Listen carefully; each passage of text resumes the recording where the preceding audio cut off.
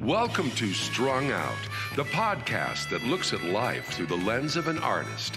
Your host is the artist, writer, and musician, Martin Lawrence McCormack. Now here's Marty.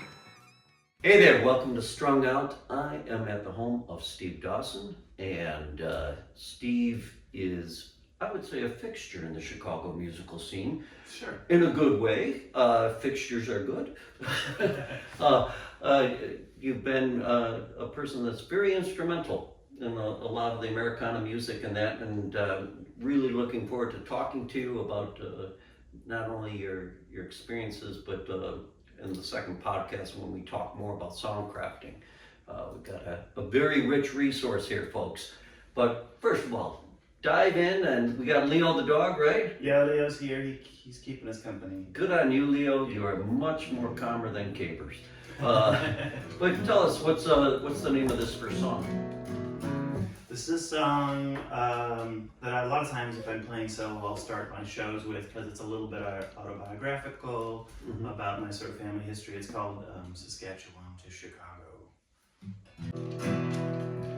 Well, my great-grandfather left Saskatchewan for California. Yeah, my great-grandfather left Saskatchewan for California, for the warmth of the sun and the smell of the ocean. And my grandpa took a job as a teacher in New Mexico. Yeah, my grandpa took a job as a teacher in New Mexico. It was the height of the Depression. There was nowhere else to go.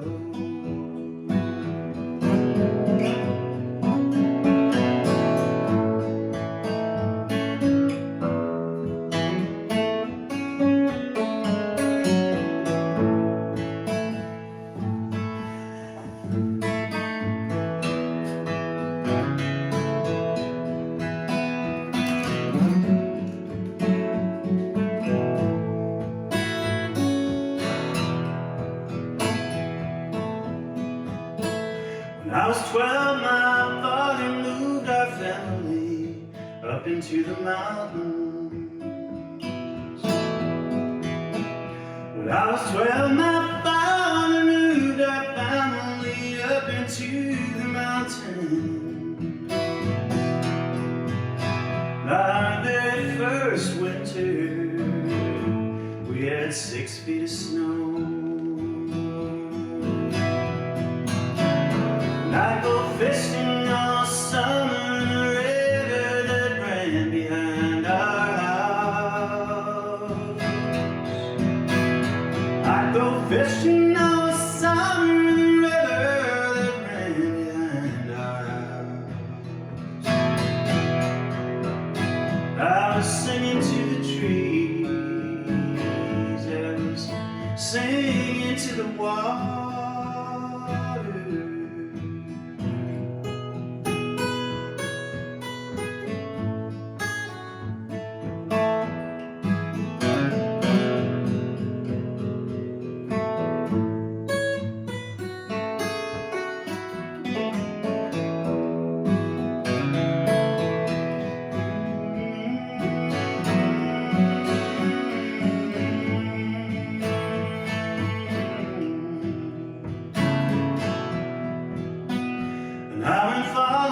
Footsteps of a friendship that ended in Chicago.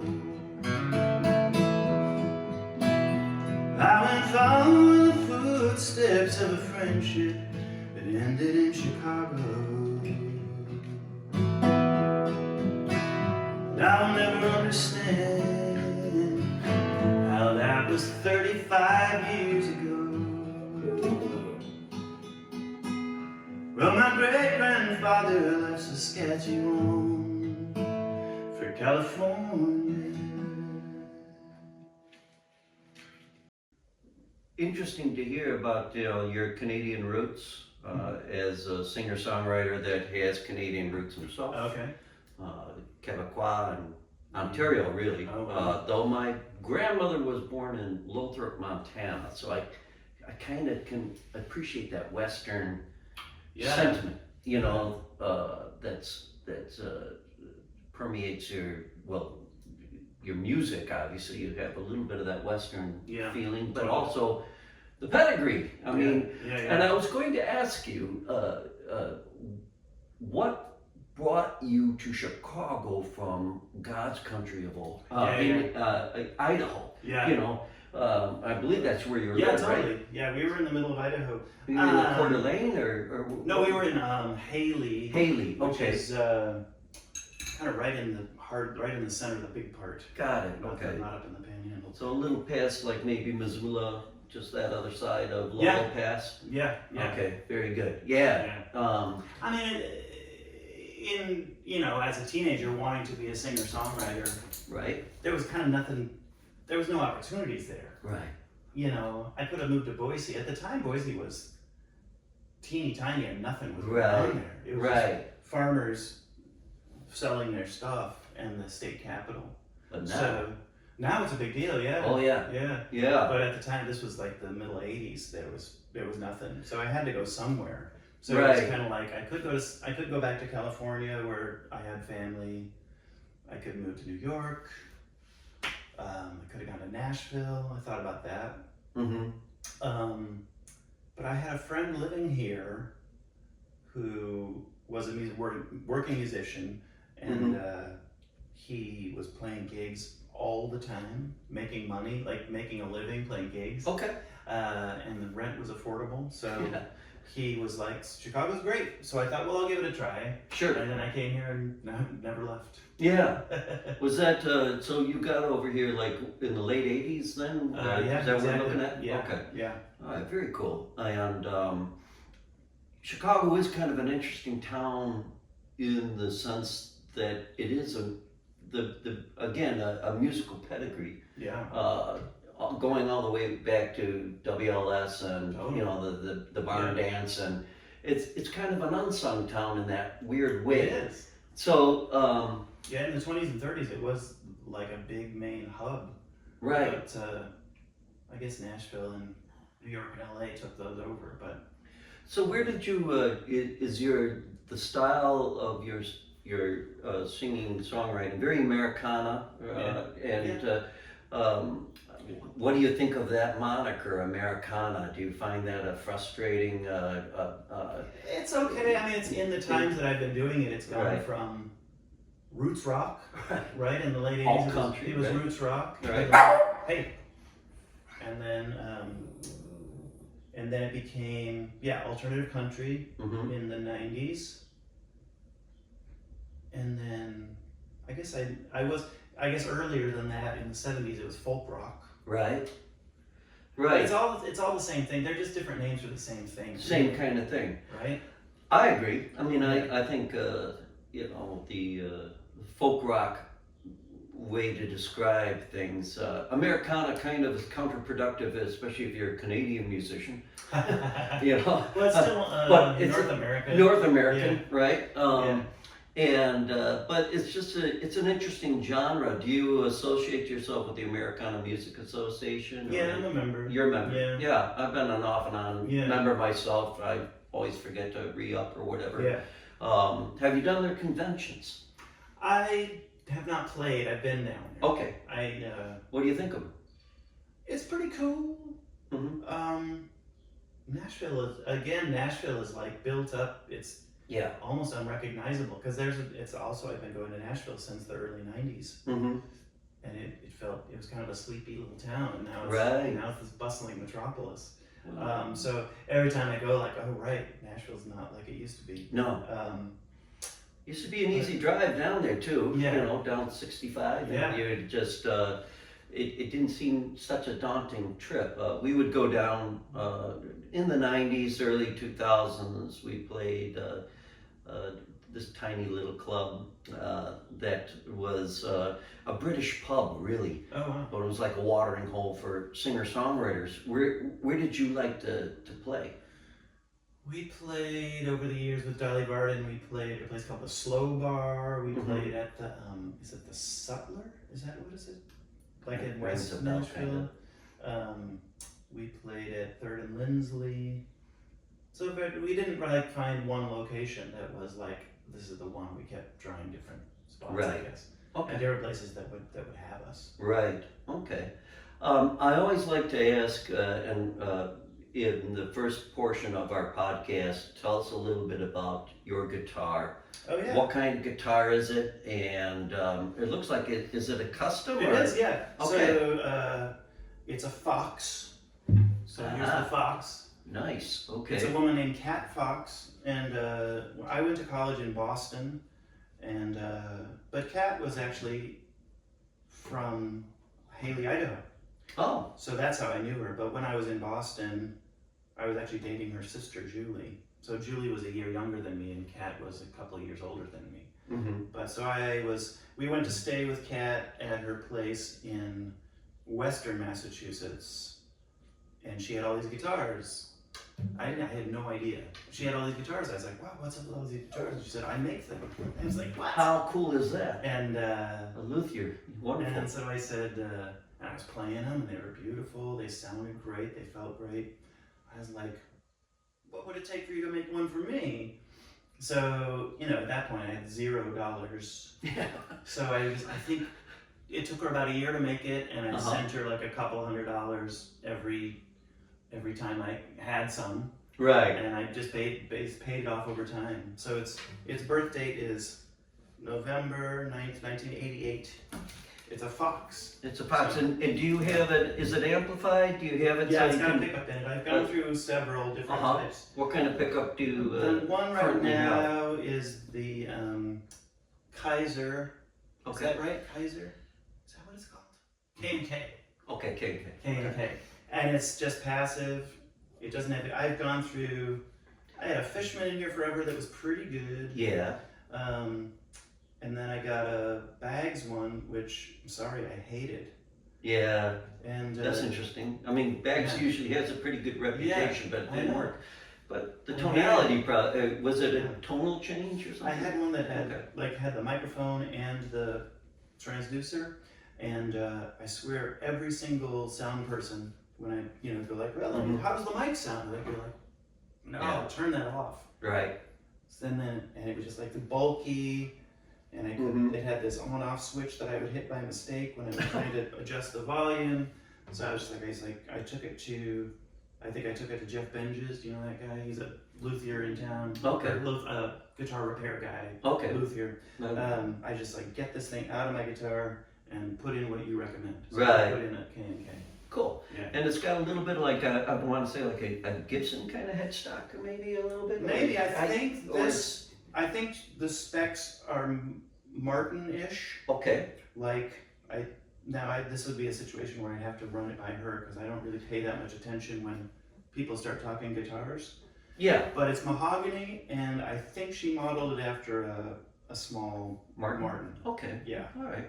Well, that makes sense. And the tonality on it's really nice. Yeah, I love it, and as it's aged, it's gotten sweeter. Right. Right. It's real, Very deep. real even. Yeah. Yeah. No, it's sweet. And Like the high notes don't. Like some guitars, the high notes really get kind of brittle. Yeah. But it doesn't seem to do that was this your main? Is that your main axe then for all the years of playing? since I've had it. Yeah. Yeah. Yeah, it's a wonderful thing, and it's nice to see a working musician using his instrument as a tool, as I always like to say, rather than an instrument, But and so it's serving you well. What kind of strings do you like to use? I use the John Pierce strings. Okay.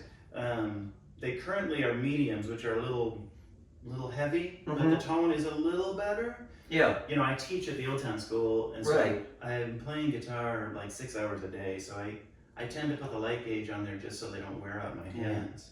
But I put the mediums on because I think I was doing some recording and I wanted that just slightly, it's so subtle, the Yeah. difference, but It's a beautiful tone, and it'll, I'm sure it's going to translate well into our very, very expensive recording setup we have here. I am with Steve Dawson, and we are talking about his life and times on this podcast of Strung Out. And will you play us another song, and then we'll take a little break and keep going, because we've got a lot to cover. What do you want to play? Gosh, I don't know. I should do something off the latest record. Is that Ghosts? Yeah. Is that your latest one? Yeah. Okay, very good. I'm not sure.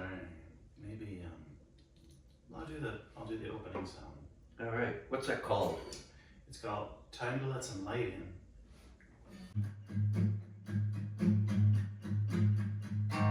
Time to let some light in. I've done enough crying. And the past is gone. The past is gone. Barrel down, four-leaf clover. Unwrite the messages across the mirror. Kindly restate the ways and the needs.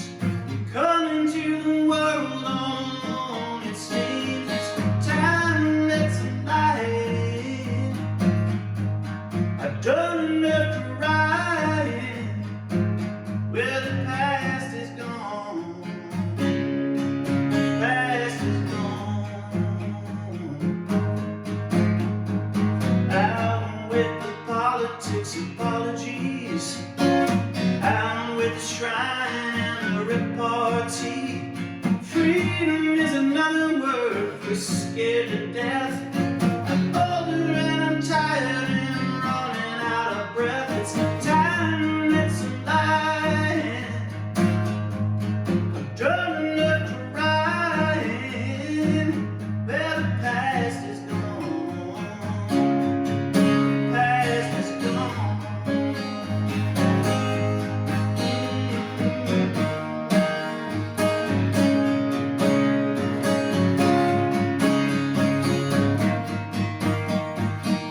Down in the pits, they're burning leaves to try to purge the evil from the air we breathe.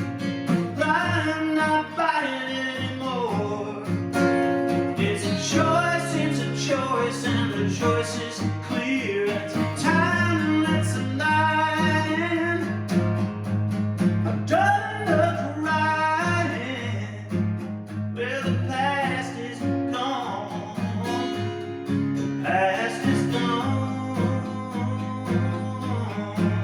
Yeah, the past is gone. The past is gone.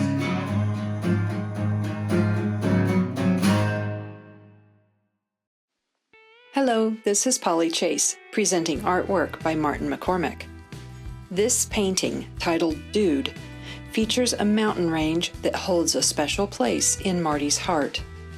On the canvas, which measures 20 by 24, we see the Tetons rising in the hazy distance of a view from an abandoned dude ranch just outside Jackson Hole, Wyoming, near Marty's parents' old place. The cool blues and violets of the background complement the buttery yellow foreground. These colors pass the viewer's attention back and forth along the horizontal plane, while the decaying Model T sinks into that scrubby landscape from which the majestic peaks punch upward along the vertical plane. It's a quiet yet very moving scene, both artistically and emotionally. It pulls the imagination into a human story waiting to be told, one witnessed by rock that is millions of years old.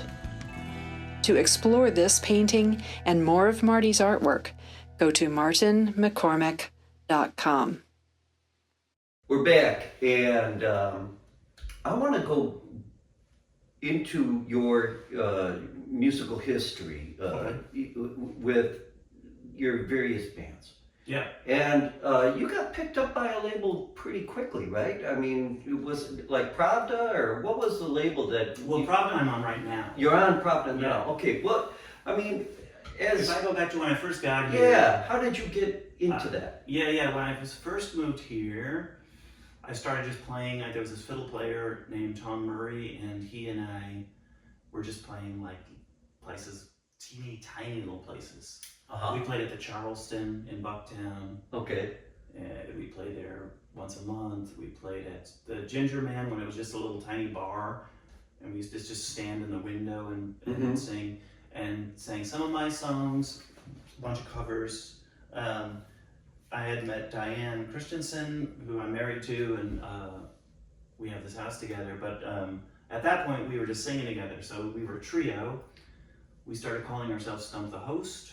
Oh yeah. And then we grew into a full band with a drummer, a bass player, electric guitar.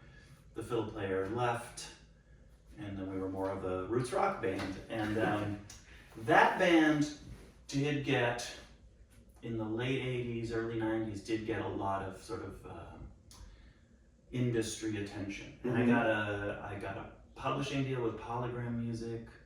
We were getting sniffed by Polygram Records. We were getting seriously looked at by Zoo, which was part of RCA, and we did a demo session with them, but none of it panned out. So it happens in this right. crazy business, right? The thing with them was always, we don't know how to market you, was always the problem. Yeah. So it was like, are you country? Are you rock? Are you... Which is sort of funny because at that time, No Depression magazine was out, and it was, you could thumb through it, and Well, it was a little before that actually, so it hadn't. Okay. They didn't have until, I guess Uncle Tupelo was maybe the first band that was like, oh, we could actually sell this stuff. Sure. It was a little before that. So even before Uncle Tupelo was around, you guys were. That's interesting. Yeah, I mean, I with Switchback, our biggest challenge always was what we could tell you what we're not. Yeah. Well, and I liked so much music, so we were doing R&B things, we were doing spacey things, we were doing all kinds of stuff. We had an incredible guitar player who was capable of just ripping through the telly, or also playing really beautiful parts. We had the two singers, so they were like, "Who's the lead singer?" It's like, well, we kind of both are, Right. Lots of, it's like Graham and Emmy Lou, but they'd be like, "Well, those records didn't sell," It's like, well, there's some truth to that, but rather than sort of twisting their arm, it's just like, we are what we are, take it or leave it, kind of. Right. And I think Zoo eventually sort of offered this very tepid deal, and the lawyer we had at the time was like, this is just a terrible deal. Yeah. Just don't do it. Which of course, in my mind, I'm like, well, maybe we should have just done it. But whatever. I don't know. I mean, you at least were brave enough to get onto a label. I mean, we never really even wanted to do it because we heard of so many horror stories. Well, right. I mean, they are bean counters. It's all. Yeah. There was no discussions about like, wow, what a great song. Yeah. Wow, you guys really have a chemistry here, and it was kind of like, I think we could sell this. Was that part of the push to bring you down to Nashville then? Was the idea like, hey, I know what we're doing, we're swapping genres, and we're doing, this folk rock music. If they're going to listen to us, I'm sure they'll listen to us in Nashville. Was it that kind of thing? Or? Well, the guy from Polygram Music, the publishing guy, was from New York, and he was great, and he loved what I do. He loved it. And he said, we're going to send you to Nashville, and you're going to take them by storm. But he did send me down to Nashville to co-write with people, and I was just kind of like the weirdo. Yeah. Like, what, are you making fun of country? And I'm like, no, I love country music. I love country music, but I love George Jones, and I love Buck Owens, See, it seems to me that Chicago is the right place for you to end up in. I think so too. Because this is kind of an odd town in that way, with genres. It's not so much swapping genres in and out, but it's a weird amalgamation. I agree. That you get in this town, and and maybe it happens at other places, but not to the extent that I feel just Maybe- from my time being in music here. Yeah, in maybe in Chicago. Austin would be the only other place Yeah. I would think it would be. And maybe not so much anymore. Yeah. You know, that changed too, big time. But it feels like Los Angeles is all about business. Yeah. They're all about business and image. The times we've been there, it's just kind of like, ugh, I need to wash off Yeah. after leaving this place. Are you happy? Are you happy you did the label route? I mean, now with Pravda, do you feel, you know, is there a place for independent artists like yourself, working man artists, working woman artists, Yeah. you know, with the label, or is that? Are we now in an era that, you know, you could market yourself? Well, you certainly can, and Yeah. I have. I mean, Mhm. the last 2 records I've made have been on Pravda, but prior to that, Dolly Varden went through a handful of different little tiny labels, but the last 2 we just put out ourselves, and you know, did fine. And then I put out a couple by myself too. So I've gone the fully indie route, and I've gone the route with Pravda. I like having a partner. I mean, Ken at Pravda is a musician. He's a working musician. He understands the whole deal. He's not trying to manipulate anything. He just wants to be a partner and put out cool music. How cool is that? So for me, it's nice to have a partner, so I'm not doing it all by myself. Okay. Yeah. Yeah. It's a lot of work. It's a lot of work, and well, I guess you get all the money, you know, whatever money there is coming in, which is pretty negligible, as you probably know.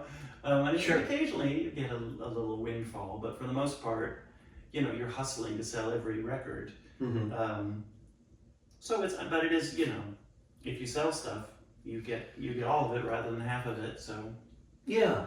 So would you recommend that to, let's just say the novices, or, you know, people that are watching this saying, I want to be that guy, you know, Steve Dawson. Would you recommend that route then? Or do you say it's just more of a serendipitous, wherever the flow of life takes you sort of thing? You know, where is it? well, in your things are mind? changing so much. I mean, a lot of people. So I have a little studio here where I record people. I teach songwriting classes at the Old Town School. Great. And I do have a lot of people that make records and release them independently. There is a growing feeling of like, what's the point of this? Which there's always been that, but because I think there's even like, should I even make a CD? Should I even make Right. an LP? Like, what's the point? Who's even gonna care? And if I'm releasing just to streaming, it doesn't feel, there's not the satisfaction in like, I made this thing and now it's up on the internet. Right. It's not as satisfying. Is that because of our generation, or do you? I mean, you know. Well, I guess most of the people I'm working with would have been alive during an era when releases were things, Right. were LPs and CDs and cassettes. So it could be that it's, you know, longing for a time when you had a tangible object, but I don't. I totally agree with you though. Yeah. And in fact, it's funny, I just got an email the other day from CD Baby saying why you should be putting out a CD or an LP, and I thought, well, that's very interesting that, you know, they're Yeah. and I can understand why they want to sell CDs and LPs, but you know, there is something to be said about physically having this and saying, I made this. Yeah. This is the representation of me at this point in my life. I think so. And I find it very satisfying, and if someone buys one at a show, they can take it home and have a thing that's like, oh right, I bought this at that show. Whereas if they're just getting a download, or not even a download now, Right. then it's like, oh, I'll check out your music on Spotify. Yeah. It just feels so unsatisfying. Well, it is. I think it is unsatisfying. I feel bad for the generation that has followed us where that's the norm, because I think part of the ritual of live music Yeah. is that exchange. I think so. You know, of Yeah. having the CD, having the album, and you know, pouring your heart and soul into something, Yeah. and then Right. you know, and you know, that was the gift of the recording business. That's, you know, thank you, Thomas Edison or whoever. I mean, that you know, everybody wonders, you know, what some of the singers in the 1800s sounded like. Yeah. You know, we are so lucky to be in this, but that ritual, that American kind of ritual, I would say, that Americana thing of you're in this bar, you're playing or club, and you know, somebody has just had this moment with you. Like you said, you take it home and you've got that moment. Right. You know, grab your guitar. I would like let's get another song out of you, because you're very prolific.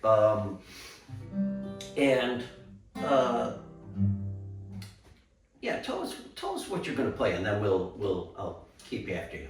All right. Let's see. Do you want to?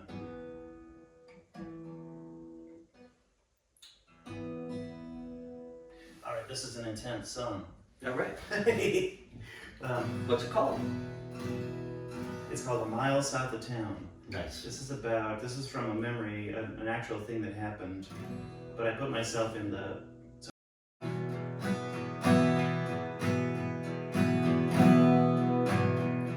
I had too many tonight again. It's been a bad week. It's been a bad year. I rode too fast in the dark again. I didn't even see that white-tailed deer. And now we're lying here in the middle of the road, in the middle of a pitch black night, breathing our last breaths together, not a sound, nobody else around for miles and miles. I was born a happy little son of an angry old man in a dirt brown single wide, a mile south of town. 3 tours, 3 to 9, serving Uncle Sam. 3 tours out of high school, serving Uncle Sam. When I need to forget, I go out and ride around. That's how I ended up in the middle of the road, in the middle of a pitch black night, face to face with this sad mama dear, staring at me, staring back at her, panic in her eyes. She doesn't want to die.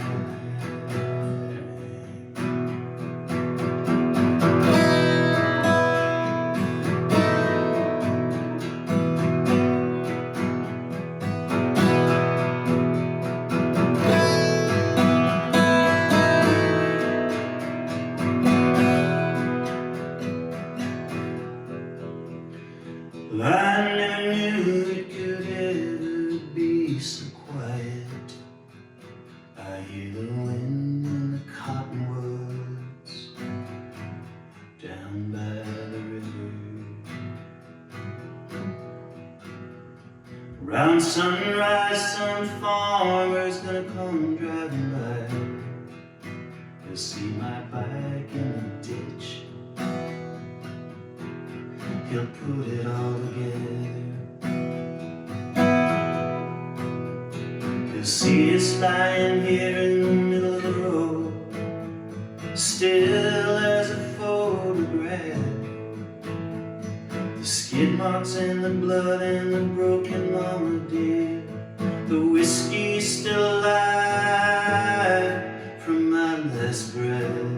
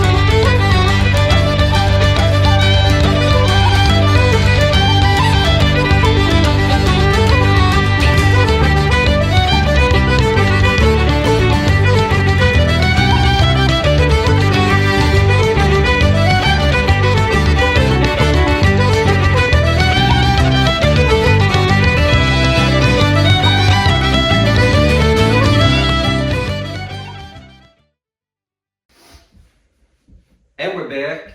Okay. I love it. I love that song. A mile outside of town, right? Miles south of town. Miles south of town. I love a lot of the imagery. The happy child of a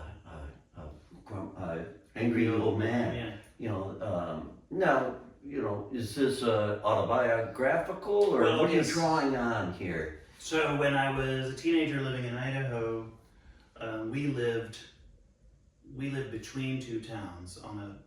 There was a main highway that goes up through the valley, and then we lived off of the main road, off that highway, off a dirt road down in a different valley. But so I would be, if I would, I wanted to go hang out with friends or whatever, I would go into Haley, and then after dark I would drive home. I was using my parents' car, so I was definitely, you can drive there at 14, but I wasn't driving at 14.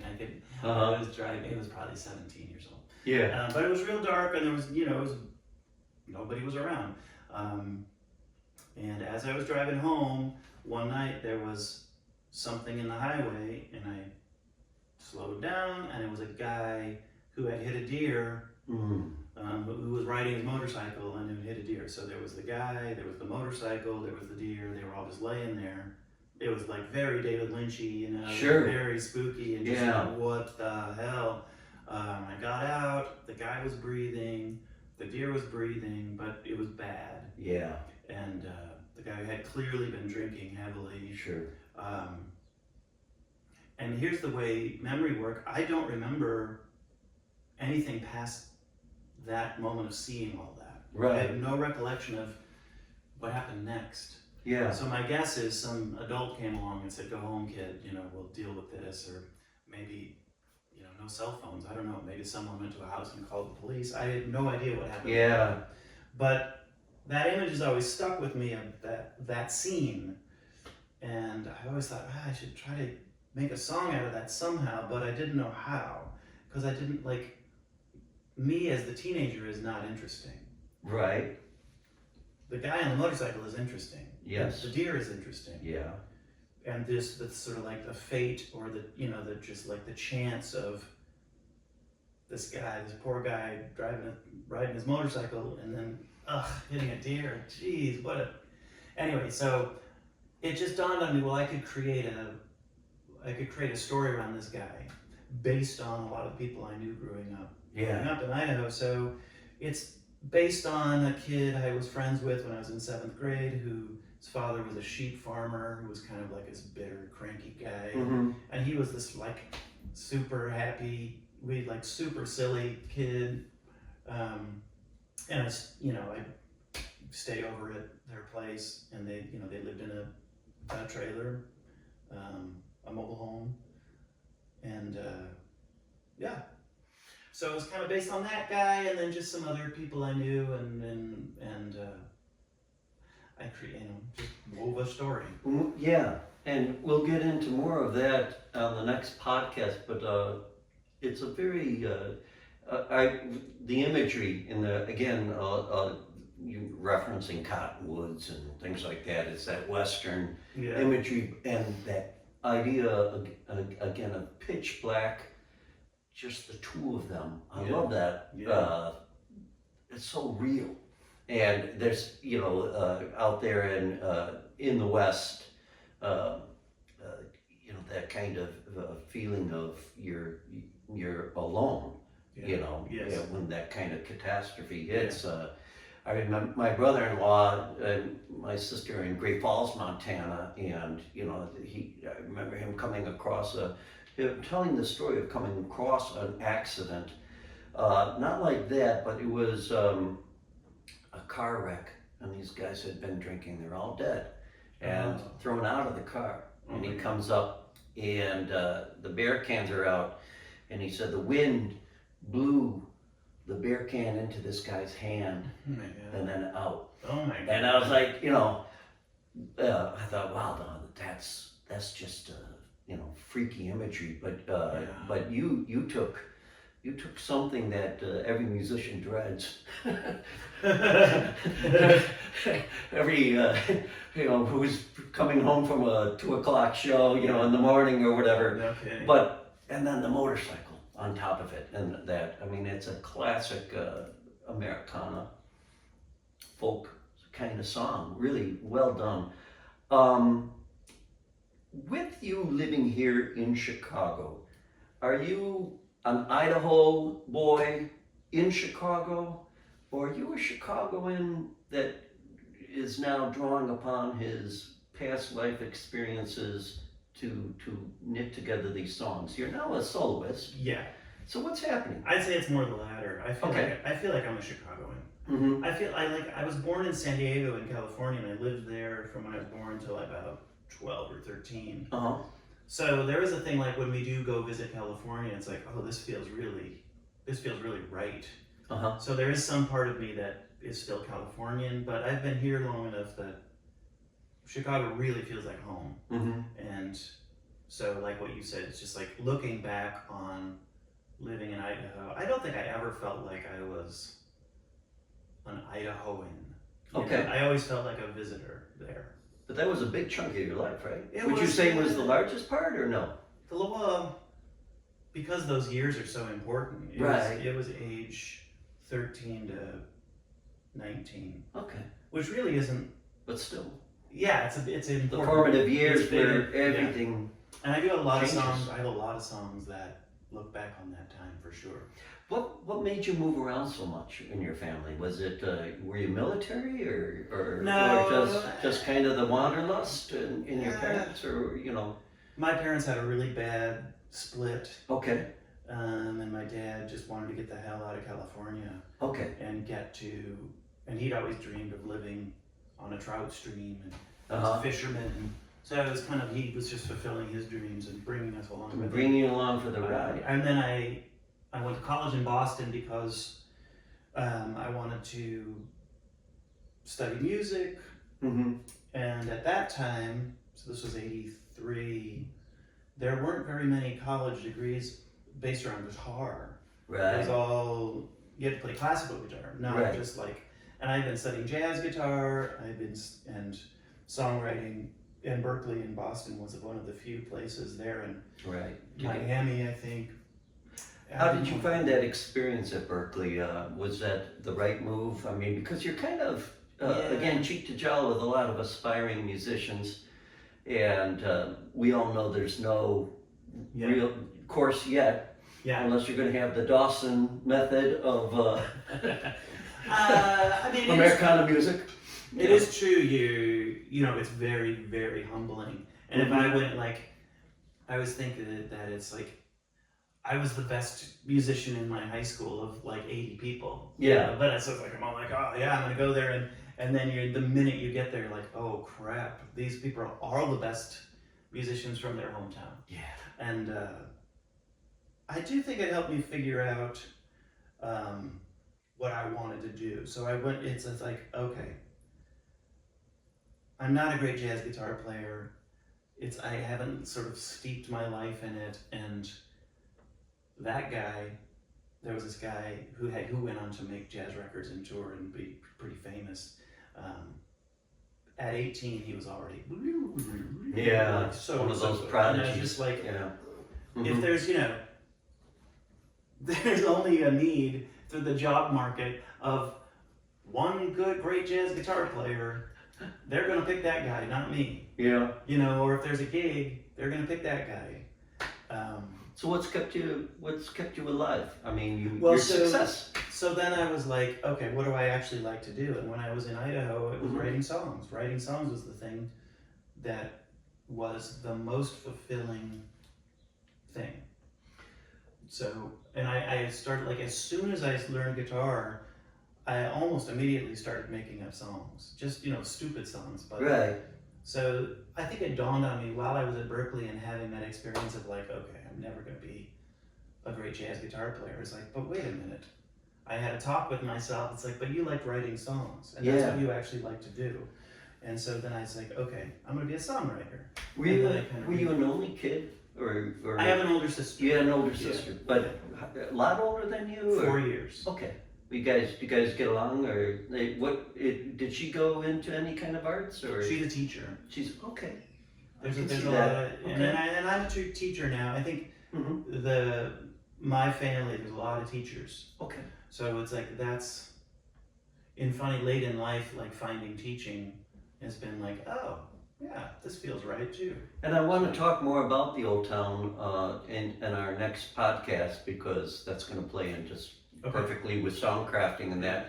And I would love to have you play us out of this podcast with a song. I make my musicians work and find those foggy lyrics. But let me ask you this though, before you play us out. Yeah. What is your definition then of success? When Steve Dawson gets up and looks in the mirror in the morning, what's he telling himself? That's such a big question, because it changes, Mm-hmm. and it's changed through the course of my life. Through a lot of my life, I was striving, wanting to, you know, get famous and Mhm. make, you know, be on a big label and all that Mhm. kind of stuff. But as I've gotten older, it's definitely compressed into, I just want to make good music. Mm-hmm. I want to play for some people, but the success as a songwriter is, you know, if I really hit the mark on a song, that feels like success. Mm-hmm. If I am able to communicate that to an audience, that's a success. So it's like you just sort of take the wins, basically, rather than regretting the misses. You know, like regretting, like, well, I'm never going to be touring, you know, theaters all over the country. Right. Well, I shouldn't say never, but most likely not. Yeah. Yeah. But you come to terms with that to some degree. Yeah. And I mean, you have a lot of things, you know, going. You're a working musician that has a house and a wife that's an artist. Yeah. More than one level, and you're making it happen. Yeah. And you know, I always like to quote Lloyd Maines, who said, you know, you're respected by your peers, but you can walk into a Kmart and nobody would know who the hell you are. In some ways, Yeah. That's pretty good. that's kind of the journeyman's code, isn't it? You know. Yeah. A friend of mine did say, Steve, you're living the dream. Uh-huh. And I always try to remind myself that. Yeah, it's hard though, because there's nobody, you know, we're in a line of work where nobody says, hey man, Right. you're living, you know, you're doing it, you know. Or there's no real kind of accolades that can really work for somebody that's a hard gigging musician, you know, and teaching and that sort of thing. You know, there's no Grammy for that. It's true. You know? Yeah. And so you have to kind of be your own attaboy, you know, sometimes, you know. Yeah. But well, give us another tune, and we're going to continue on after this podcast with another podcast, because we got a lot to talk about with Steve Dawson. But what's this one called? This is called Obsidian. This is an older song that I still play at almost every show because people. Obsidian. It's a type of. Oh, rock. Obsidian. Very Okay. hard. Sure. Very hard. With all the arrowheads. Exactly. Yeah. Awesome.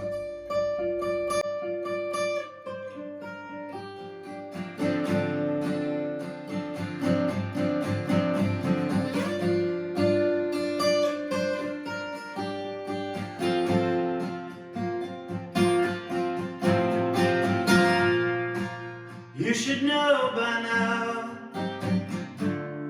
everything you say will be misinterpreted.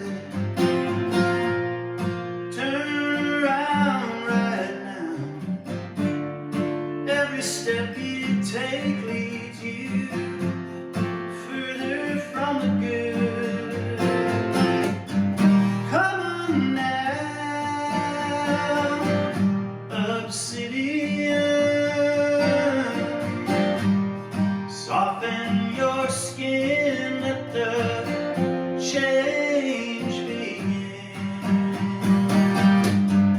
Come on now, the soft clay of your heart is the place to start. I pray you can.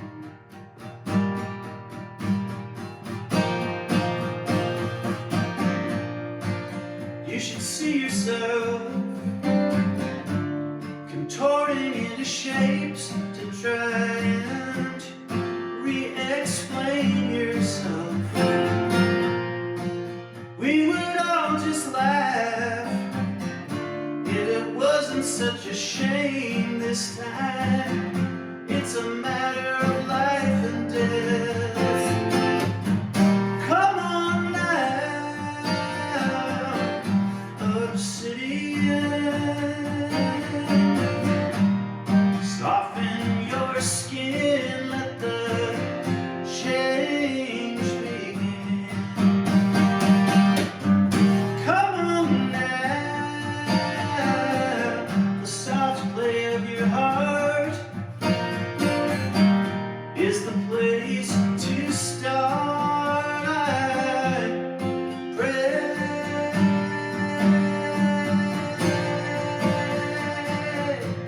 I pray you can.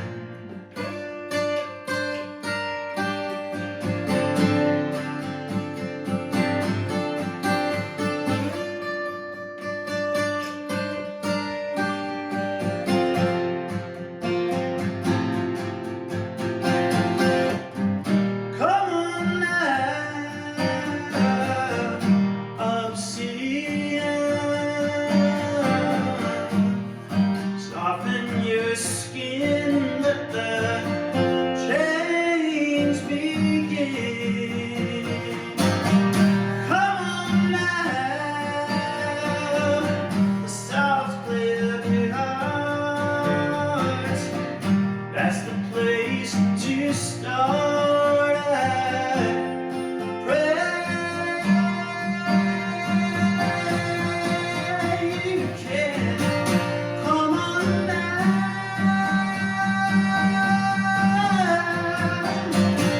come on now,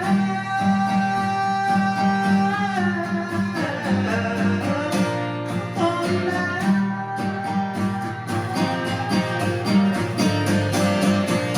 Come on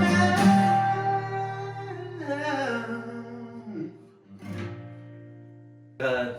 Thanks for watching this and listening to this, and we're going to be back with Steve Dawson on the next podcast of Strung Out. Bye-bye for now. Thank you for listening. For more information about this show or a transcript, visit martinmccormack.com. While there, sign up for our newsletter. See you next time on Strung Out.